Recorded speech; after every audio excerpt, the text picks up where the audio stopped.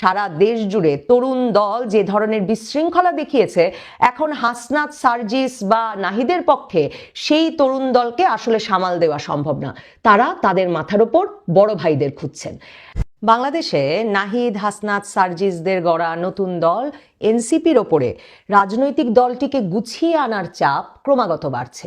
দ্বিতীয় দফায় নির্বাচন কমিশনের কাছে আবেদন করেছে তারা নিবন্ধনের সময়সীমা আরও বাড়ানোর এবং রাজনৈতিক দল হিসেবে নিবন্ধনের জন্য সারা দেশে দলটির উপস্থিতি তৈরি করতে তাদেরকে দলে যেমন মানুষ টানতে হবে, কার্যালয় সচল করতে হবে, তেমনি একটা রাজনৈতিক উপস্থিতি জানান দেওয়া এতটা প্রয়োজনীয় হয়ে পড়েছে যে 9 ঘন্টার এক সভা করেছে দলটি গতকাল। এবং সেই সভায় তারা নানা রকম সিদ্ধান্ত নিয়েছে, কারণ মনে রাখতে হবে দলটির এখন পর্যন্ত সারা দেশে উপস্থিতির হাল কতটা খারাপ বা নাজুক তার একটা আঁচ আসলে এই নাহিদ ইসলামরা রোজার মাসে পেয়েছেন। রমজান মাসে বিভিন্ন জায়গায় বড় বড় ভেন্যু ভাড়া করে, বাংলাদেশের বিভিন্ন জায়গায় বড় বড় ভেন্যু ভাড়া করে ইফতারের দাওয়াত দেওয়ার পরেও প্রতিটি ইফতার পার্টিতেই শেষ পর্যন্ত এমন বচসা, এমন হাতাহাতি মারামারি হয়েছে যে শিরোনাম হয়েছে।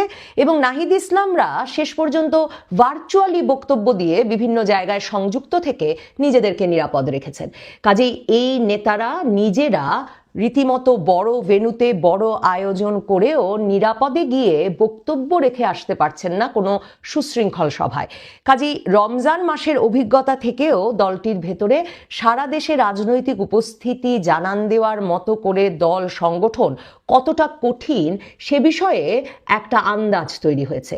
এবং সেই আন্দাজ থেকেই তারা আরও জোরে সোরে এখন ভাবছেন যে আওয়ামী লীগ নেতাকর্মীরা যাদেরকে গত 8 মাস ধরে তারা ব্যাপকভাবে কোণঠাসা করেছেন, হামলা, মামলা, বাড়িতে অগ্নিসংযোগ, এলাকা ছাড়া করা, এরকম নানা অবস্থায় সারা দেশ জুড়ে একরকম লুকিয়ে বেঁচে থাকা আওয়ামী লীগ নেতাকর্মীদের দলে আনতে পারলে দলটিতে রাজনৈতিকভাবে অভিজ্ঞ, সংগঠনে অভিজ্ঞ একদল মানুষকে নিয়ে আসা যাবে এবং তাহলে মোটামুটি একটা অটোমেটিক্যালি তারা একটা তৈরি দল পেয়ে যাবেন, এমন একটা প্রত্যাশা বা স্বপ্নের মধ্যে এখন তারা আছেন।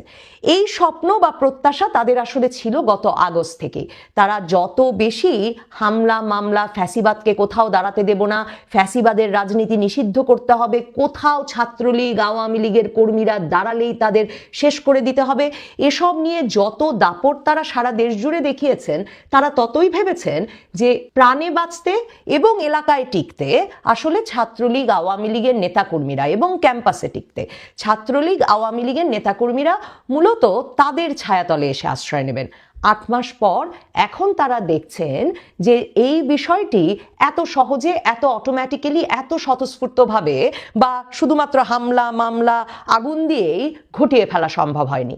কাজে এখন দলটিকে আসলে কৌশল নির্ধারণ করতে হচ্ছে কিভাবে আওয়ামী লীগ নেতাকর্মীদেরকে দলে টেনে আসলে দলে তারা লোক জোটাবে এবং সেই রাজনীতিতে অভিজ্ঞ, সংগঠনে অভিজ্ঞ, মিছিল সমাবেশে অভিজ্ঞ, দলে শৃঙ্খলা রক্ষা করতে মানে কে নেতা আর কে কর্মী এই হায়ারার্কি রক্ষা করতে অভিজ্ঞ একদল লোককে এনে তারা আসলে দল গোছাতে চাইছে। এই বিষয়ে তারা কুমিল্লার মুরাদনগর মডেলকে সামনে রেখেছে এবং এজন্যে তারা গতকালের সভায় সবচেয়ে গুরুত্বপূর্ণ যেই সিদ্ধান্তটি নিয়েছে, যে সিদ্ধান্ত আসলে যে কাউকে একটু চমকে দেবে, কারণ তরুণদের দল, আমরাই গড়ব নতুন বাংলাদেশ, এটা জেনজিদের দল, এসব বলে আসা এই নাহিদ, হাসনাত, সার্জিসরা গতকাল সিদ্ধান্ত নিয়েছে যে জেলা, উপজেলা পর্যায়ে সকল কমিটিতে আহ্বায়ক হবে 40 বছর বয়সী লোক। অন্তত সর্বনিম্ন 40 বছর বয়স হতে হবে কাউকে জাতীয় নাগরিক পার্টি বা এনসিপির আহ্বায়ক হতে হলে।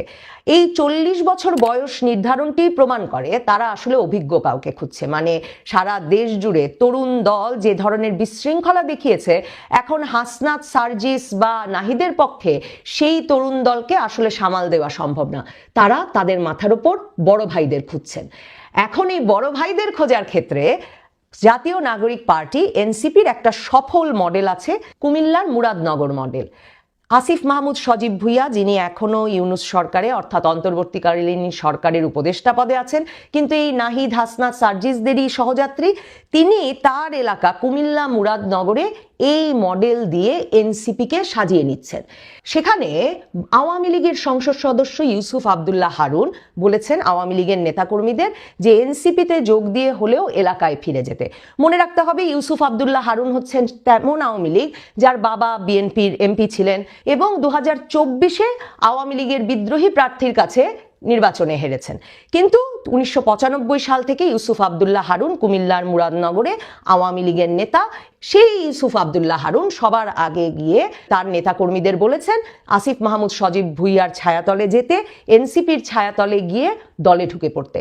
আসিফ মাহমুদ সজীব ভুইয়া কুমিল্লার মুরাদনগরে তার চাচাতো ভাইয়ের নেতৃত্বে এই পুনর্বাসন কর্মসূচি পরিচালনা করছেন। দলে দলে আওয়ামী লীগ নেতাকর্মীরা এখন এনসিপির নেতাকর্মী সেজে এলাকায় ঢুকছে। আসিফ মাহমুদ সজীব ভুইয়া শুধু তা করেছেন তাই নয়, তিনি ওই এলাকার এসপি পরিবর্তন করেছেন এবং সেই এসপি এসে আবার থানায় থানায় ওসি পরিবর্তন করেছেন এবং সেই ওসি এবং এসপিরা মিলে এখন এলাকায় বিএনপি নেতাকর্মীদেরকে ঢালাওভাবে গ্রেফতার করছে। বিএনপি ঢাকা রিপোর্টার্স ইউনিটিতে এসে কুমিল্লার মুরাদনগর বিএনপির নেতাকর্মীরা ঢাকা রিপোর্টার্স ইউনিটিতে এসে সংবাদ সম্মেলন করে এই মুরাদনগর মডেল সম্পর্কে কথা বলে গেছেন। তারা বলেছেন যে এভাবে কিভাবে রাজনীতি করা সম্ভব আর এভাবে কিভাবে নির্বাচনের দিকে হাঁটা সম্ভব, কারণ মন্ত্রীর পদে বসে আসিফ মাহমুদ সজীব ভুইয়া একদিকে টাকার বিনিময়ে, অর্থবিত্তের বিনিময়ে, এটা বুঝতে তেমন অসুবিধা হয় না, কারণ মনে রাখতে হবে ইউসুফ আবদুল্লাহ হারুন অত্যন্ত প্রথিতযশা ব্যবসায়ী, কাজেই তার পূর্ণ সহযোগিতায় তার দলের নেতাকর্মীরা, মানে তার সময়ে তার অনুসারী যেসব আওয়ামী লীগ নেতাকর্মীরা আছে, তারা আসিফ মাহমুদ সজীব ভুইয়ার নেতৃত্বে এসে এনসিপিতে যোগ দিয়ে এনসিপির কমিটি সেখানে জোরদার করছে। আর অন্যদিকে পুলিশ প্রশাসন পাল্টে ফেলে বিএনপির নেতাকর্মীদের ধরা হচ্ছে।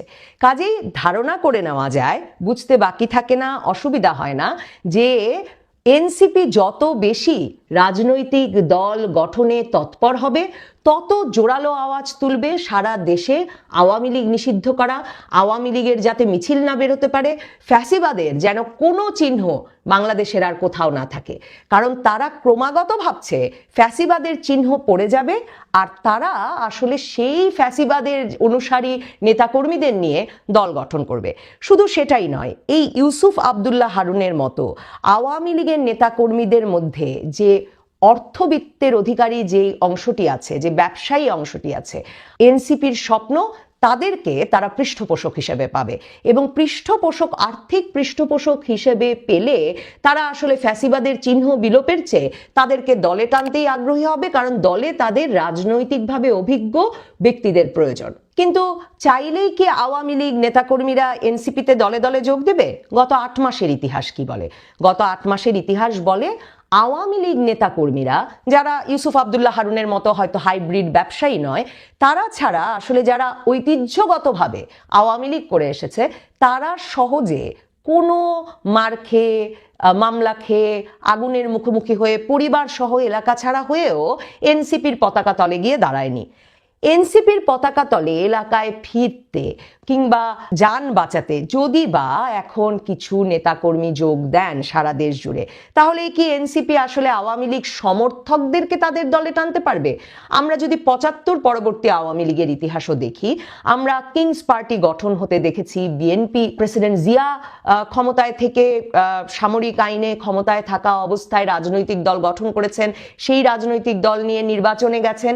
আমরা জেনারেল এরশাদের ক্ষেত্রে সেটা করতে দেখেছি এবং সেসব সময় আমরা দেখেছি যে আওয়ামী লীগ এবং জেনারেল এরশাদের সময় আওয়ামী লীগ বিএনপির কিছু ভাগ, বিশেষ করে আসলে বিএনপির নেতাদের ভাগই জাতীয় পার্টিতে গিয়ে যোগ দিয়েছেন।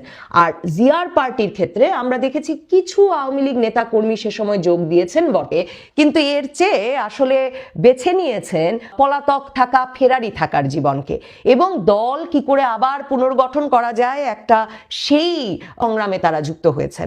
অন্যদিকে সমর্থকদেরকে আওয়ামী লীগের সবচেয়ে বিপদগ্রস্ত অবস্থাতেও বিএনপি, জাতীয় পার্টি কিংবা অন্য কোনো কিংস পার্টি গঠন করে দলে টানা গেছে, তার কোনো ঐতিহাসিক ভিত্তি নেই। কাজেই এনসিপি, আহ্বায়কদের বয়স 40 বছর করেছে, দলে এখন একটু প্রবীণতমদেরকে জায়গা দেওয়ার কথা ভাবছে, তাদের কথা গুরুত্ব দেওয়ার কথা ভাবছে, তাদেরকেও তাদের নতুন বাংলাদেশ গড়ায় অন্তর্ভুক্ত করার কথা ভাবছে। এটা আমাদের মতো মাঝবয়সীদের জন্য খুব আনন্দের কথা, খুব স্বস্তির কথা যে আমাদেরকে পুরোপুরি সমাজচ্যুত করেনি তারা। কিন্তু ভাববার কোনো কারণ নাই যে দলে দলে এখন আওয়ামী লীগ নেতাকর্মীরা গিয়ে আসলে এনসিপির আহ্বায়ক হতে গিয়ে উপস্থিত হবেন। তবে আগামীতে এই সময়টায় এনসিপি যখন দল গড়বে, নিশ্চিতভাবেই সারা বাংলাদেশে আবারও পুলিশি হামলা মামলা বাড়বে আওয়ামী লীগ নেতাকর্মীদের উপর। অন্যদিকে এই এনসিপির যারা দাপুটে নেতা, হাসনাতের মতো যারা ভেঙে দাও গুড়িয়ে দাও করে বেড়াচ্ছেন গত 8 মাস ধরে, তারা যেসব পকেটে দাপট দেখাতে পারবেন, সেসব জায়গায়ও আওয়ামী লীগ নেতাকর্মীদের উপর অত্যাচার বাড়বে, তা নিশ্চিত।